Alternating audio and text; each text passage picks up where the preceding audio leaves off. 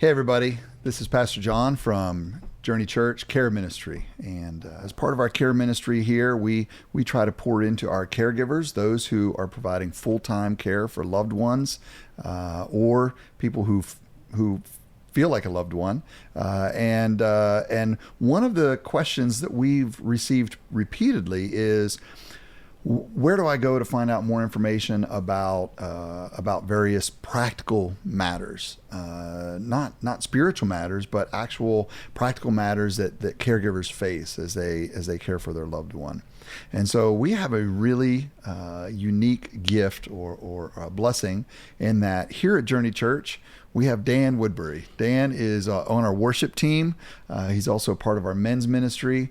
But in his day-to-day job, he works as an investigator and adult protective services here in the state of Arizona and here in Mohave County. And he and I have spoken in the past, and we've had opportunity to talk. And as soon as this recurring question came up from some of our caregivers, he was the first one that I thought of, and he's been very gracious to agree to come in and spend some time with us to answer some questions and to help some of you with some of the challenges you might be facing, and just really to get more information and maybe know what steps to take next. So Dan, first, thanks. Really appreciate you coming in. It's so good to have you. Yeah, it's really, you've been helping me in more than one area or arena as I've worked through some care ministry challenges with some folks that have had needs, and I've always really appreciated that. You always answer the phone or help, and you never push back, so that's awesome. But as we sit down to have this conversation today for our caregivers, tell me just very briefly, kind of what your role is in providing protection or assistance for our adults in the state of Arizona. Yes, thank you for having me again. So ultimately, as Pastor John mentioned, I work as an investigator for APS, otherwise known as Adult Protective Services, and part of that role and the job I've done is taking reports, which are allegations of abuse, neglect, exploitation, and a number of other things, ultimately having to do with someone who is 18 or older, not just the elderly, and that can have to do with developmental or otherwise incapacitated, physically, cognitively. Our role ultimately is to ensure that they're safe. We come in and we take the information given to us, we interview everyone that's involved with it, and we try to come down to some fact finding, but ultimately to ensure that they're safe for now and ongoing for the future. And within that role, the services are not mandatory, but we go to as much as we're able to go that them or their family and loved ones are willing to let us go. So once we get involved and we start talking to them, we want to get down to not just the allegations that are presented to us, but looking at their environment and behavior and everything that comes around with that. And the best way that we can come in and just let them know, hey, I'm Dan and I'm here to help. Yeah. And how long have you been doing this? I've been with this department just over 3 years now. Okay, good. What do you love best about your job? I have a passion for serving, a passion for helping people, and the opportunity to make a difference. And those who want to take our help and actually take it is it's a powerful thing to be able to go in there and step in and be someone who can help. And a lot of times there's not a whole lot we can do, but ultimately just being there, being present, and at least being somebody who's positive in that role to let them know, hey, there's services, there's people out here who are here to help, here to care, and whether you have somebody around or not, we're here not just for the vulnerable adult as our client, but also everyone involved with them. Okay, great. That's good to hear. Again, I appreciate you being here. So I guess I want to kind of cover some general topics first for our caregivers. Probably the easiest question for me to ask is, what are some of the biggest challenges that you think our caregivers face in the unique situation that they're in? I say a lot of them may have the desire and just whatever led them to be in the position that they're in, to be looking after someone. And as you mentioned, it's not always a family member, a relative, or so, you could say a loved one, but ultimately a lot of times it's just someone that they know and they trust who's in that role. And without getting into the technicalities of what an official title might be. When I'm going in there and seeing someone in their home or in the community there, it doesn't matter if they're an official guardian or a parent or a brother or sister on there. If they're in that role, I want to make sure that they are also aware of whether it be education or knowledge or whatever it might be for them. They can decide that, but a lot of times it's just a matter of having enough help. Okay. If they're doing everything that they can do, because we can get a report in a lot of times, and there's going to be someone more often than not who's named as an alleged perpetrator. And a lot of times this is someone who has the greatest intentions, who is either ill-informed or not prepared. Yeah, ill-equipped. Exactly. Yeah. So there's a big difference between someone who's being taken advantage of and someone who just needs more. Right. Yeah. Well, and it's great that's, again, your desire to help recognizes that it's not always intentional. Yeah. You mentioned a family member. Where's the line, or what's the process or the definition of guardianship versus I'm just taking care of my parents. I'm just taking care of my spouse. Where's that line between a informal caregiver and somebody who actually has guardianship? Right. So a common one that might be, though, someone who's not in official capacity, where there are guardians who can be appointed by a court, a judge, to look after a vulnerable adult, someone who is unable to handle their daily activities. And just moving forward, a lot of times what can make someone a vulnerable adult, they need someone to step in. And a lot of times someone who is there, who's willing, maybe they didn't volunteer for it, but they just got placed into that opportunity. So without having any official capacity on there, help is help. Right. So it's not illegal to help your neighbor. Right. It's not illegal to look after them and be present with them and help them in day-to-day things. Right. So those who are in more of a official capacity on there, they have, what you would call an obligation, or regardless of what they've been told or required to do, of just whatever their willingness is. So when it comes down to what you're supposed to do as much as what you want to do, some of those official capacities make it a lot easier for someone who is not familiar with the situation to provide support for that person. Okay. So if I'm hearing you, a key difference between just helping somebody who you have a relationship with versus guardianship brings, first of all, it brings certain level of responsibility, obligation, I think is the word you used, but it also brings a little more opportunity to move things, to get things, to find help, all that. Is that Right. Is that accurate?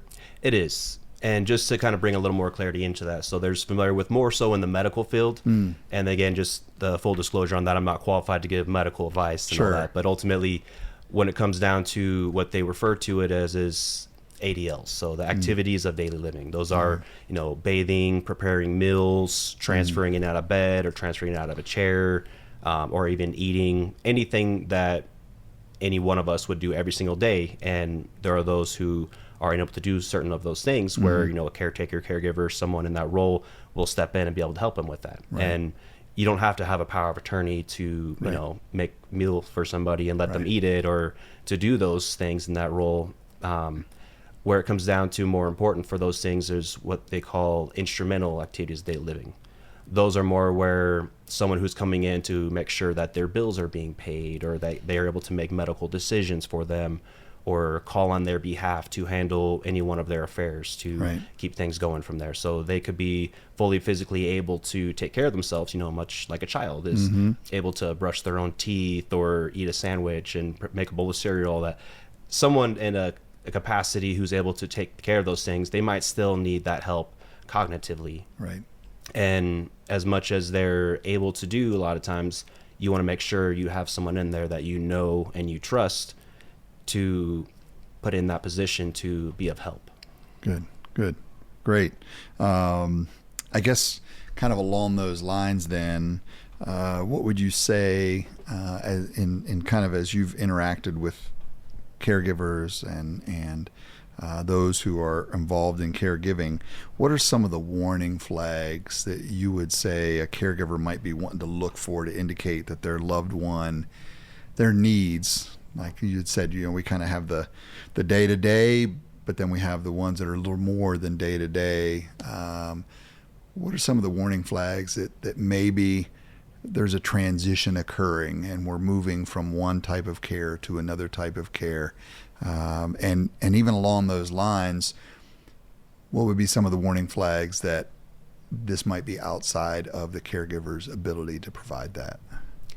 So some of the signs you might look at, just from coming into the technical side of it. So financially, their bills are not being paid, their water gets shut off, electricity gets shut off, they get an eviction notice, and this is someone who's otherwise been very responsible and on top of things, and missing a bill here or there may not be cause for concern, but ultimately a pattern is what you might see there, where they might have certain things coming in the mail, things going to collections, and again, you're talking about people who are normally throughout their life able to handle these things, and those things could start to come up on bills not being paid, or if someone who's otherwise been healthy is unable to take care of those daily needs. And it may also be somebody who, whether they're stubborn or not to go and receive help, to go see the doctor, unless they're absolutely sick or someone tells them that they have to go from here, a lot of times that's where that knowing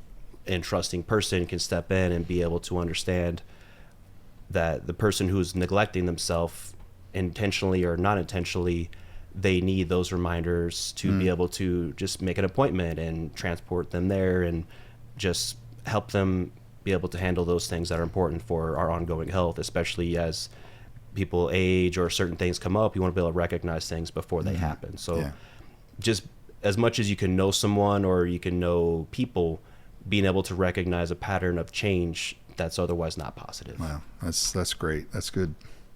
That's really good. I appreciate that. I think that's something that a lot of times is difficult, especially as a loved one, because you're seeing them on a day-to-day basis, and the change might be so incremental that you can kind of just explain it away or rationalize why it's happening. But giving folks some key measures, key things to look at that are they're not subjective, they're objective, right? Yes. I think that's huge. So appreciate that. What are some of the most common questions? And I know you're kind of coming into situations when something has already kind of either gone off the rails or is perceived as going off the rails by whoever's reported it. But what would you say as you kind of come into those situations and you're helping resolve maybe unintentional neglect or just something that's outside of a caregiver's ability, their wheelhouse? What are some common questions that you would say caregivers have? So a lot of times with my experience dealing with the difference of neglect versus self-neglect.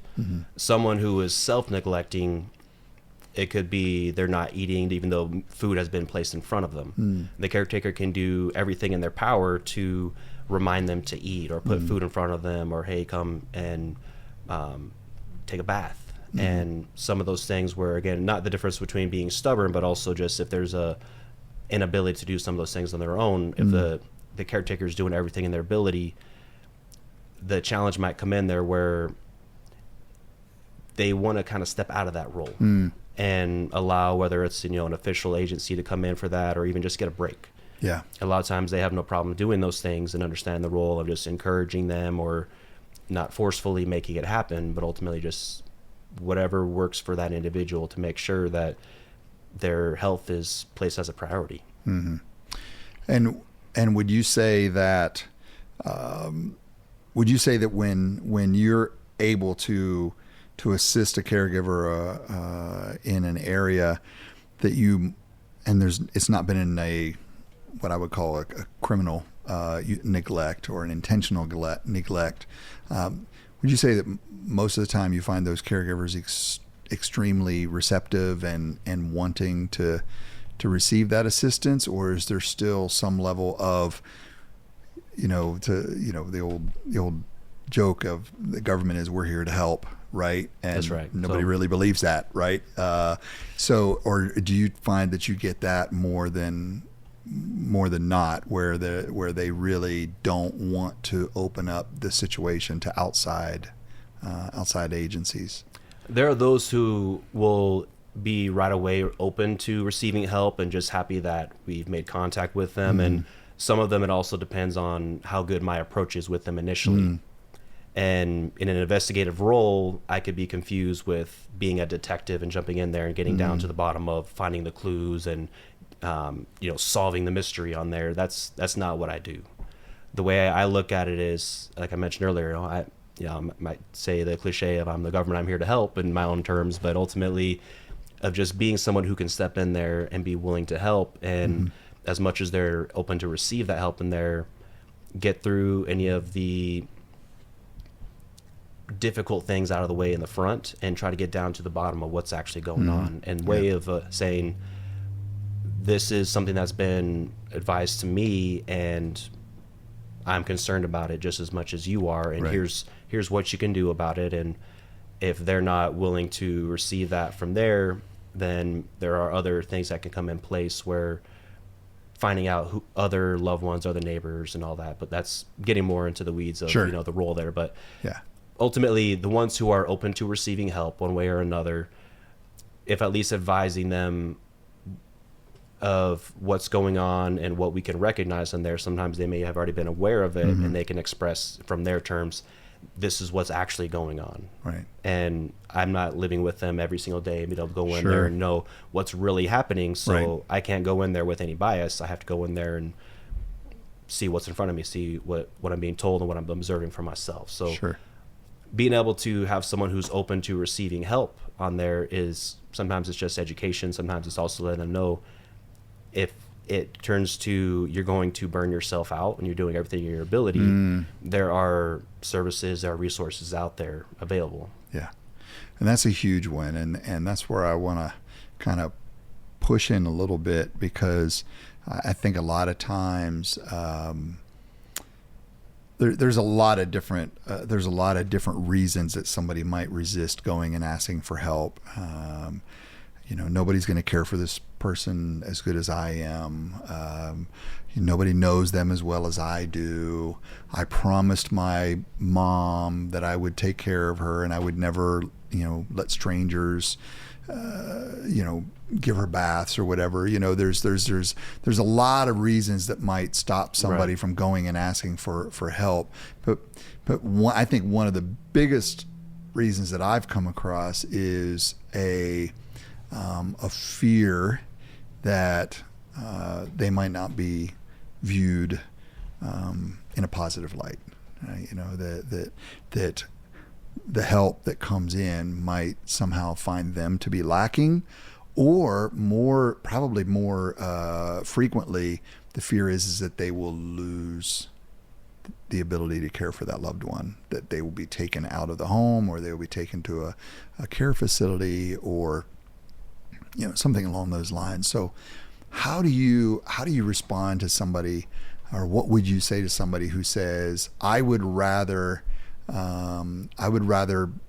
risk burning myself out than ask somebody from the outside to come in and help, for any of those reasons that I just listed?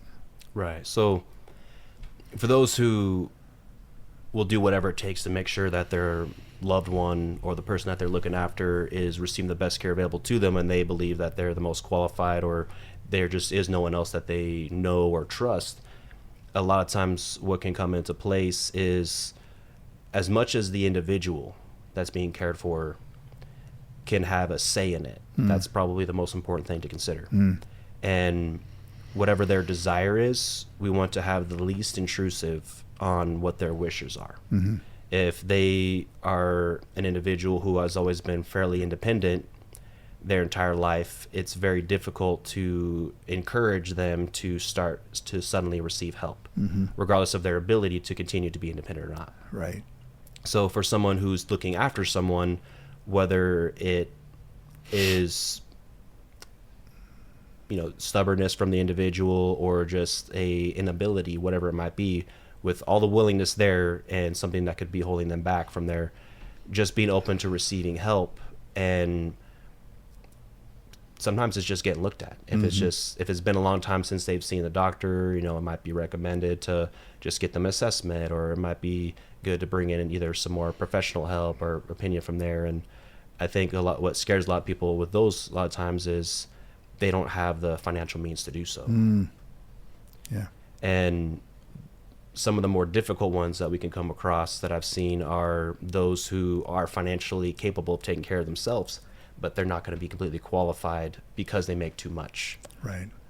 They kind of fall in that gap, that middle ground. That middle ground where they don't make enough to go to a skilled facility or have skilled 24/7 care, but they make too much to receive some of the assistance that the state or county offers.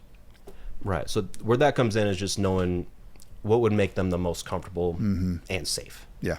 And if it's remaining in their home, or if it's going to a more independent living, or if it is going into facility in there, I'm going to let them direct that. I'm going to be there to help know what steps are in place to do that. And if the caretaker is doing everything in their power to look after them and it starts to become too much, it really comes down to the best people to make those decisions, other than the individual themselves, are usually loved ones. Right. Yeah. Something you said a few minutes ago keyed for me, and I want to kind of follow this a little bit. Circumstances change. Life, we don't know what our future holds, right? And so sometimes promises are made, sometimes promises are demanded of children, of spouses, that the loved one wants to keep and feels obligated to keep. But when they made that promise, life was very different than it is now, right? In a caregiving situation. What do you say to a caregiver who says, I won't do whatever X is. I won't take that path because that goes against my loved one's wishes, even though when those wishes were stated, life looked very different, and now the obligation of keeping that promise or following that demand it's first, it's probably destroying the caregiver, but second of all, it might actually be putting their loved one at risk because they don't have the ability, or they're risking losing the ability to care for them. How do you respond to that? But I promised my spouse, I promised my mom, I promised my dad. How do you respond to that?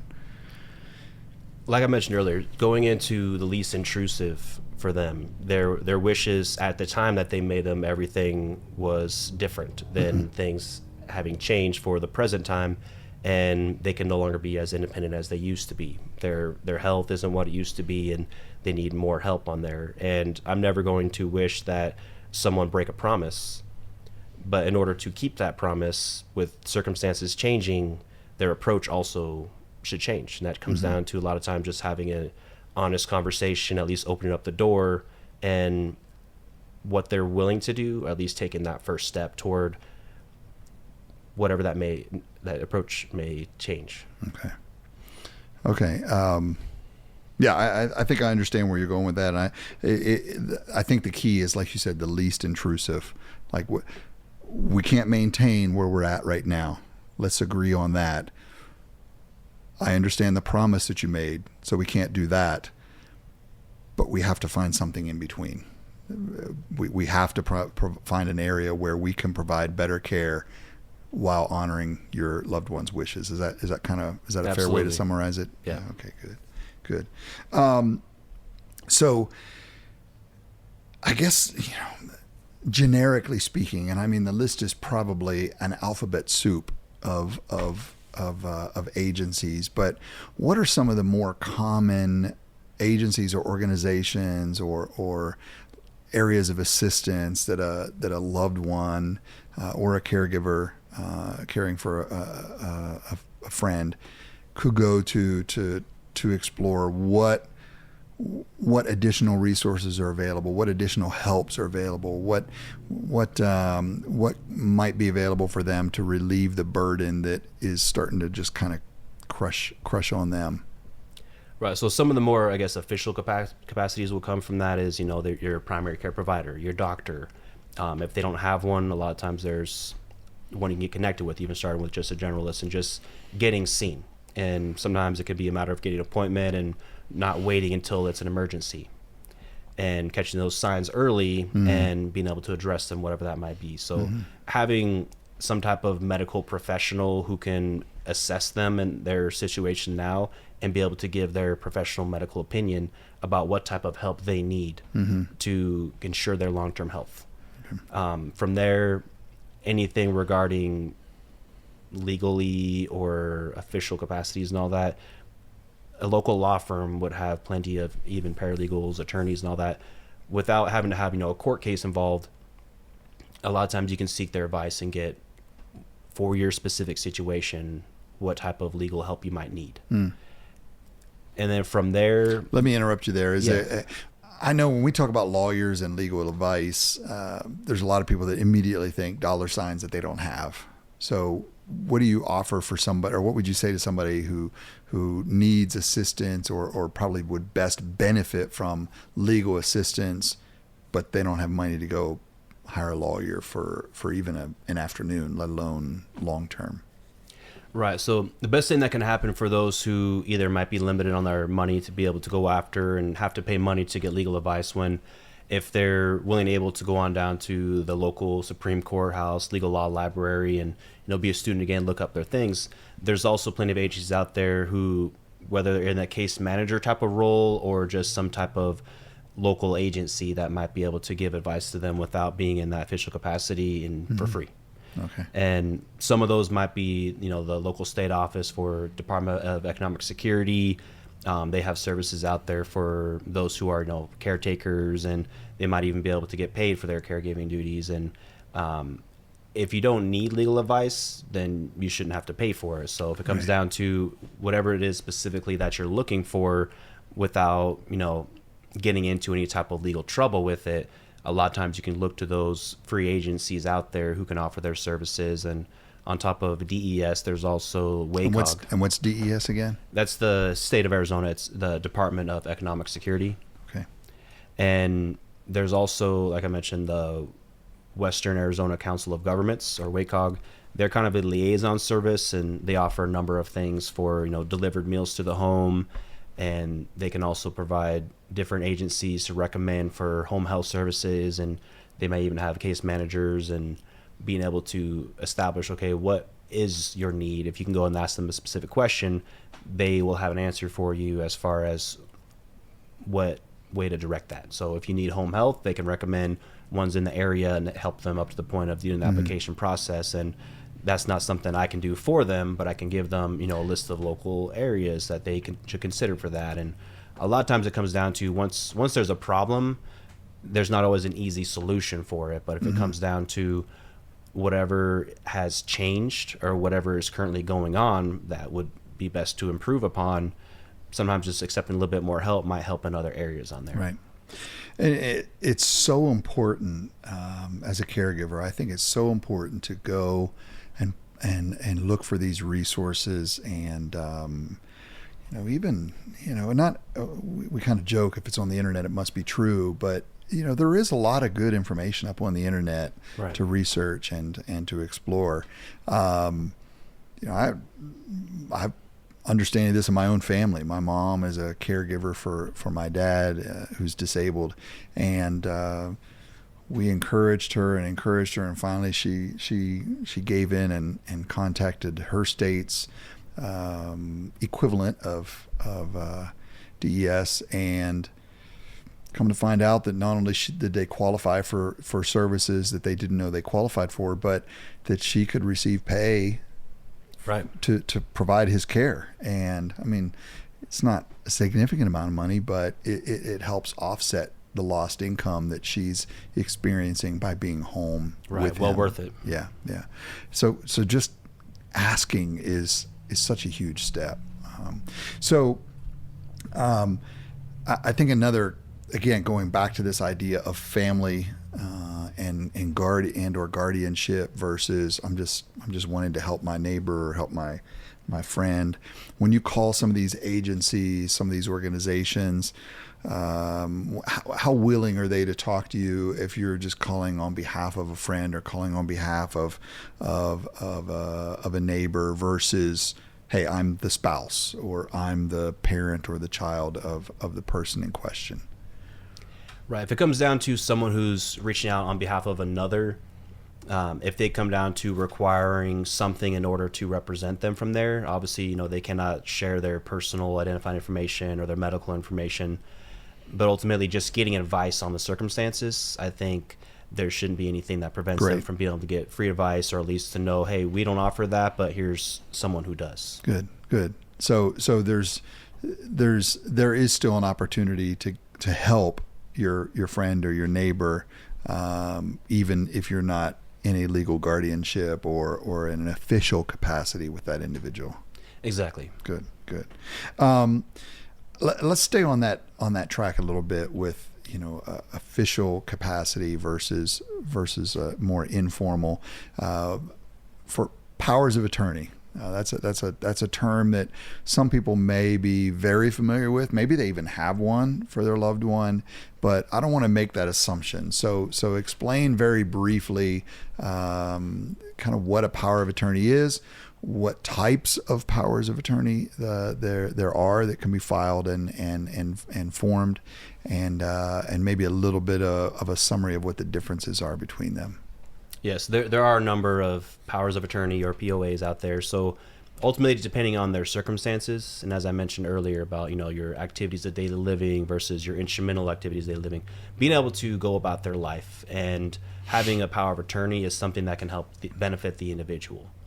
And a small disclaimer with that is, a power of attorney is for the individual. It's not meant to benefit the person who is acting as the agent of it, and that's where some people can get in trouble that they may not know. And if you, as the individual or looking after an individual, want to be able to help in a way, a power of attorney is a great tool to be able to ensure that they are being able to prosper the best way that they can in their life. So some examples on there's a durable power of attorney, which it can specify that it is effective until even after they become incapacitated, unable to make decisions for themselves.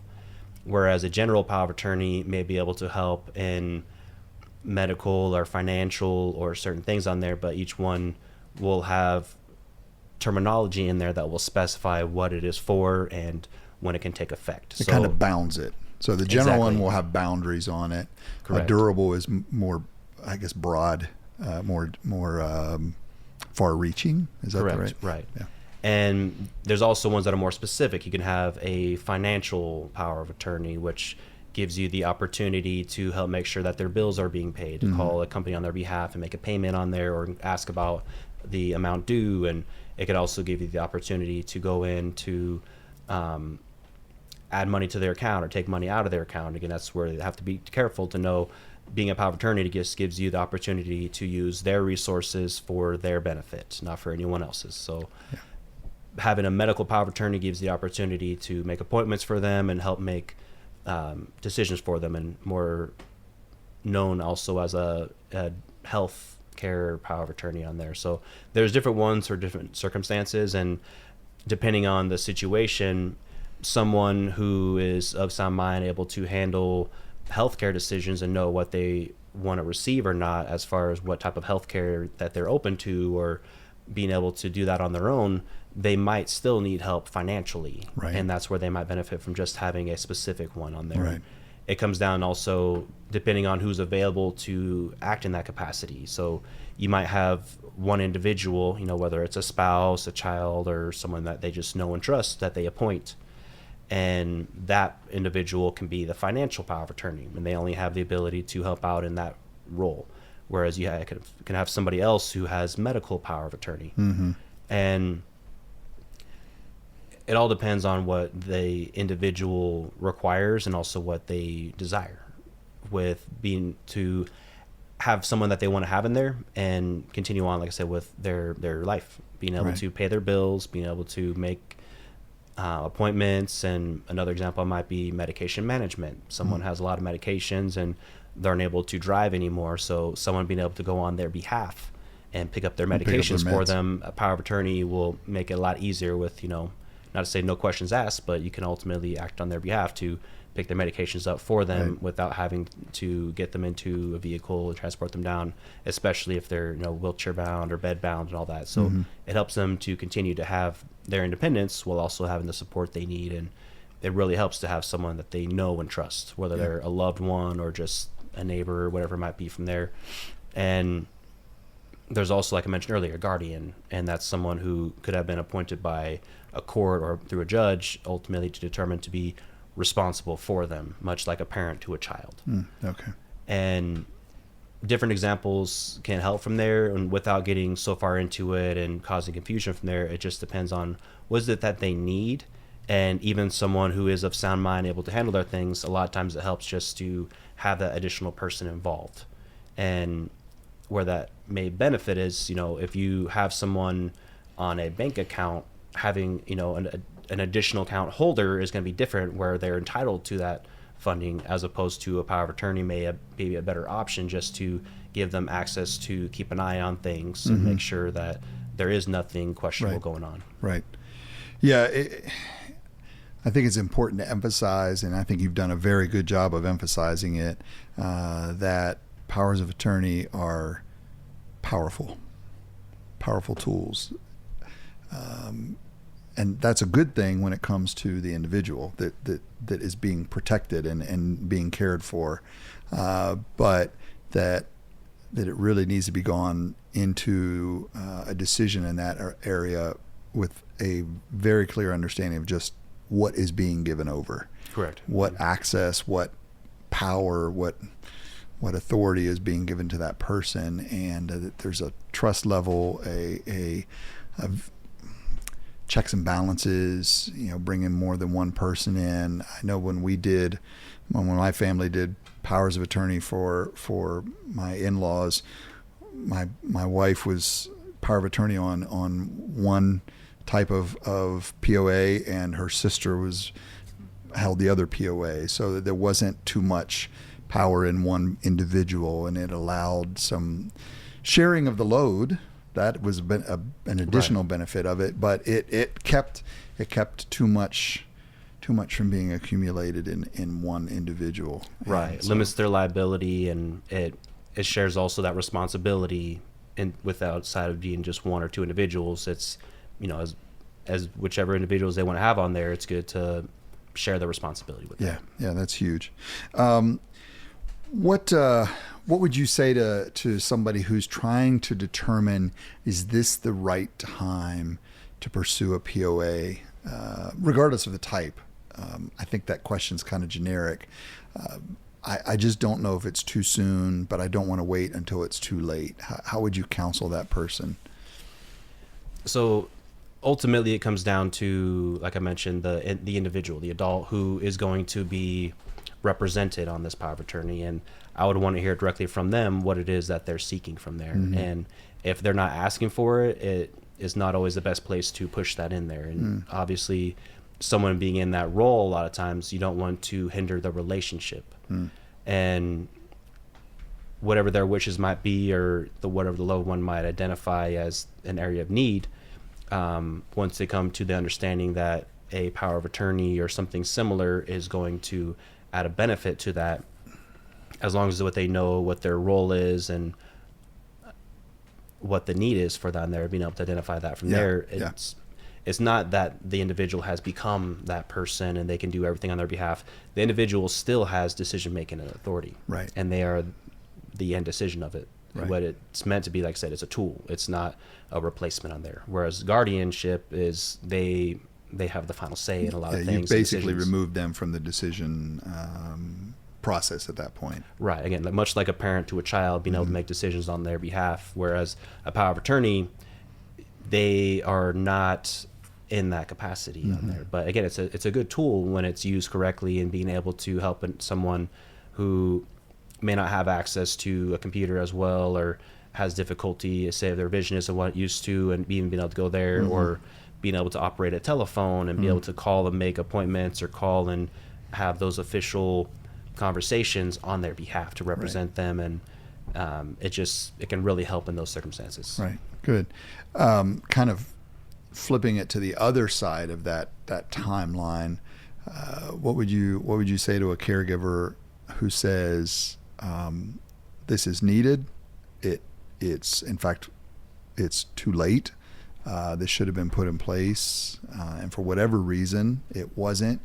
And the loved one is now not of a sound mind to be able to make rational decisions about whether or not they should give over power of attorney. Is that now moving over into guardianship, or is like what would you say to that caregiver who says, look, I love my loved one, there's nothing subversive going on here, I think this is what needs to happen, but they're just resisting. Right. What would you say their next step should be?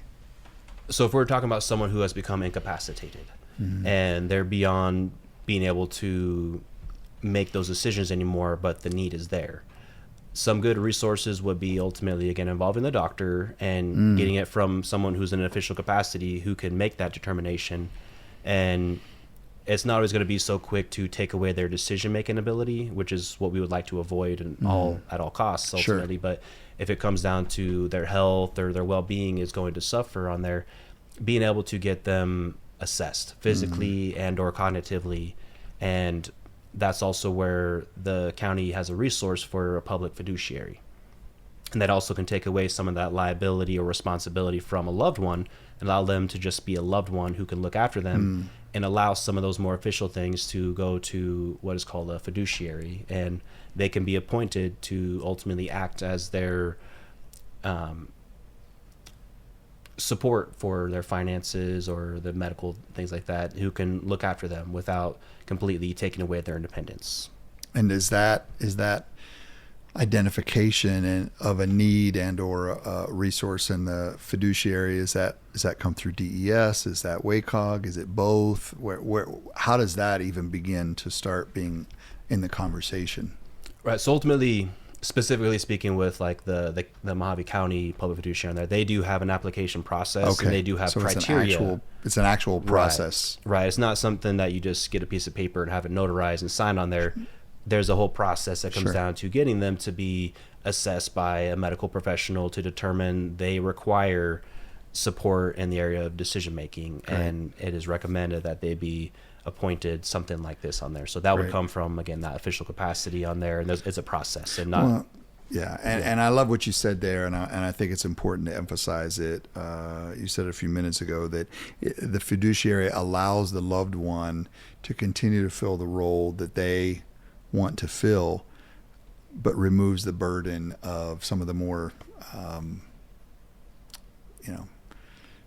financial and the business side of keeping someone's affairs ordered. Right. It allows them to just kind of step into or stay in the role that they are called into. Right, and that is a good option, as you mentioned earlier, for those who may not have any relatives or loved ones easily accessible, and having someone available and being able to have them be trained and understanding of that role on there is why they have such a lengthy process for that. They're looking at their medical history, their financial records, all those things. That's why I mentioned they have an application process. As you would expect, it's pretty detailed. Right. It's significant decision, so you want it to be thorough. Yeah. Exactly. And that's also where, even as a caretaker, they can step in that role and be able to help them through that process and getting in there and still remaining in the picture and being there for them and not taking on those extra responsibilities and liabilities, and maintain that relationship. Yeah. Before we leave the subject of powers of attorney, what are some common resources that somebody might go to either learn more or to actually start the process of establishing a power of attorney? and I know there's, like we've already talked about, there's a lot of different types of powers of attorney. So I'm asking a vague question, so I'm okay with a vague answer. Of course. So ultimately, the individuals, parties involved on there, you're going to have the represented individual, and then you're going to have their agent, and then usually there's going to be some type of witness and a notary to make it official, and then whatever criteria, as I mentioned earlier, is going to be involved with that. So how you can go and apply for that, excuse me, how you can go apply for that is going through, like, the Mohave County website has a list of all these different types in there, and it even explains what each one is used for. Great. And you can go on there and determine which one meets your goal for that, and it even has some examples of the documents on there and the steps required to make it official. Perfect. So whether you print off the document and you make sure you have whoever you need with that, whether it be your witness or your agent who's going to act on your behalf as a power of attorney or otherwise, and then getting that criteria down and having it filed with the county there so it becomes an official document. Great. If you haven't discovered it by now, if you look in the description for this video, you'll see some of the websites that Dan has been referencing as we've had this conversation, and you'll see the county's website there as well. Last thing I want to talk to you about is wills and living trusts.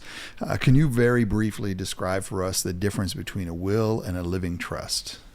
Yes, of course. So a will ultimately is when someone, and as an individual, wants to decide what they want to do with all their stuff. So if you have property, you have real estate, you have assets, whether it be vehicles or financial accounts, whatever it is that's in your name that you are otherwise entitled to include benefits or income and all those things there. So once you pass away, a will is a way for you to determine what you want to have happen to all those things. And you select who your benefits are, and you also can select any criteria that you would wish for it to become official. And ultimately it becomes official upon death, and it goes through a process of probate court where it is laid out and see it through. The option for a will, sometimes it can be free, and other times there can be costs involved, and all depends on where and how you apply and your circumstances for that. And the other option you mentioned is for a living trust.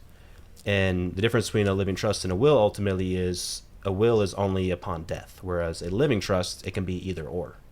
And you could have it effective immediately and also place in all of your property, your assets, income, and all those things, determine who your beneficiaries are going to be and the criteria for them. So you can place in their criteria on there, if this happens, then this. If you want to say that certain things go to another person on there, they are very similar in protecting your assets, and determine where they all go upon death, or as a living trust can do, it could happen and be effective immediately. And there are more known costs associated with a living trust, and the main benefit between the two, like I mentioned, is a living trust can happen effective immediately without going through a probate court, where if you had one in place, you could determine again that criteria and decide some things can take effect immediately and some things can take effect after an occurrence. So upon death, this would happen, or after a certain individual reaches a certain age or an event happens, whatever it might be, that can be laid out in there, however you want it to be set on there. Great. Good. And I guess, like you said, the key distinction is a will is upon death. A living trust is it's more open-ended. You could define it immediately, or it could be upon death, but it's has different circumstances associated with it. Right, and you certainly could have both, because obviously there may be certain things that you want to place in a will and determine that upon death those criteria will be upon death, and then a living trust could happen if you have certain things that you want to have happen more quickly, and determining your benefits or your assets and all that, and taking care of your loved ones ultimately is the end goal, and making sure that whatever property or assets or income and benefits that you might have, that they are passed along in the way that you desire. Right. And I think it goes without saying, but since I already mentioned it, clearly I'm going to say it. The objective, just like with a durable power of attorney or of any power of attorney, the objective with a will or a living trust is to not wait until the affected party is suffering from cognitive challenges, right? Correct. If it's, you want to hear what they're about, what they're desiring, what their will is. If you wait until they're no longer able to clearly communicate that, or effectively communicate that, then it becomes more difficult. And now you're bringing in other people to ensure that they understand this was the individual's desire. Correct. Yeah. Last thing I have really on this topic is, where would you recommend? What are some of the common resources that you would point somebody towards for a living will or living trust or a will? As mentioned earlier as well, the local Supreme Court or their website as well can offer a actual document on there, like a summary of what would be on there as in a template, and you can go in there, fill in what you want to have, or make your notes of it, and when you go to apply, they should be able to at least help you to know what the criteria is on there. And as my understanding is, the website also lays out not only the template, but also the criteria involved and the purpose of it. Great. Good. As I mentioned a few minutes ago, we've put all the websites that Dan has referenced during this conversation in the description of the video. Dan, it's been so good talking to you. I hope this has been useful and valuable for you as you've been watching. We appreciate our caregivers. We know the difficult circumstances that can accompany caring for a loved one.